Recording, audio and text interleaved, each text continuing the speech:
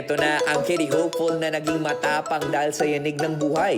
Mayanig din kaya niya ang judges sa kanyang pagkanta? Hello po, ako po si Alexa Juliana A. Mendoza.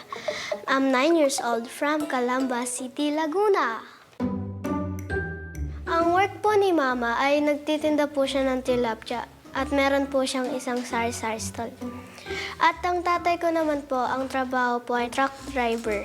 Ako po ay pinakabunso sa 5 magkakapatid. Nahilig po akong kumanta nung 3 years old po ako. Nakikinig po kasi ako ng mga kanta sa TV, tsaka po nakikita ko pong kumakanta sila ate at tsaka po sila kuya.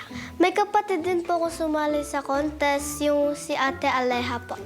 Bukod po sa kanya, ako rin po ay sumasali sa singing contest.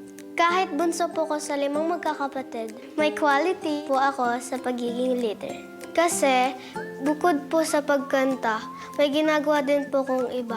Ang mga achievements ko po sa school ay pagiging president po, tsaka po pagiging 4th grading representative of school po. And leader of the Girl Scout. Alam mo, nung bata ako, pangarap kong maging Girl Scout.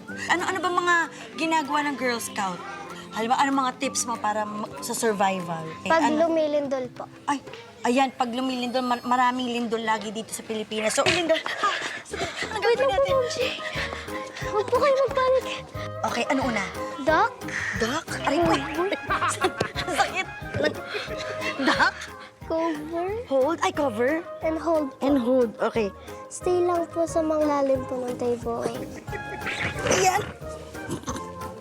Hindi ako kasha. Exit safely na po. Ah, okay. Lumindol na po yung So, exit lindol. safely. Okay, in line. Okay.